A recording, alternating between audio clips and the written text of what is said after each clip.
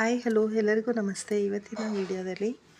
ಇವತ್ತಿನ ದಿನ ಅಂದರೆ ಮಾರ್ಚ್ 15ನೇ ತಾರೀಕು ಭಾನುವಾರ. ಇವತ್ತಿನ ದಿನ ಪಾಪ ವಿಮೋಚನೆ ಏಕಾದಶಿಯ ಇದೆ. ಇದು ಚೈತ್ರ ಮಾಸದ ಕೃಷ್ಣ ಪಕ್ಷದಲ್ಲಿ ಬರುತ್ತದೆ ಮತ್ತು ಪಾಪಗಳನ್ನು ಕಳೆದು ವಿಷ್ಣುವಿನ ಆಶೀರ್ವಾದ ಪಡೆಯಲು ಅತ್ಯಂತ ಮಂಗಳಕರ ದಿನವೆಂದು ಪರಿಗಣಿಸಲಾಗಿದೆ.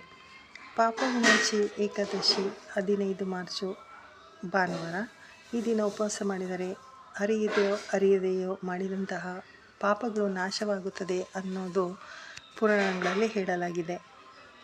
ಉಪವಾಸವನ್ನು ಮಾಡುವವರು ಸೋಮವಾರ ಅಂದರೆ ಭಾನುವಾರ ಉಪವಾಸವನ್ನು ಪ್ರಾರಂಭ ಮಾಡಿ ಸೋಮವಾರ ಬೆಳಿಗ್ಗೆ 6:27ರಿಂದ 7:59 ನಡುವೆ ಉಪವಾಸವನ್ನು ಕೈಬಿಡಬಹುದು.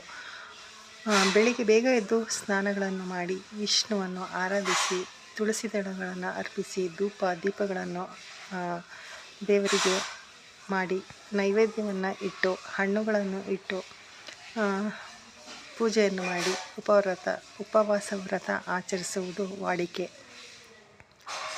ಹಿಂದಿನ ಜನ್ಮದ ಪಾಪಗಳನ್ನು ಕಳೆಯುತ್ತದೆ ಮತ್ತು ಜೀವನದಲ್ಲಿ ಸಂತೋಷ ಮತ್ತು ಸಮೃದ್ಧಿಯನ್ನು ತರುತ್ತದೆ ಎನ್ನುವ ನಂಬಿಕೆಯಿಂದ ಈ ಪಾಪ ಮೋಚನೆ ಏಕಾದಶಿಯನ್ನು ಆಚರಣೆ ಮಾಡಲಾಗುತ್ತದೆ. ಈ ದಿನದಂದು ಬಡವರಿಗೆ ಅಥವಾ ಅಗತ್ಯವಿರುವವರಿಗೆ ದಾನ ಮಾಡುವುದು ಪುಣ್ಯಪ್ರದ.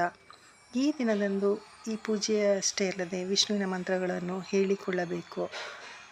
Thank you.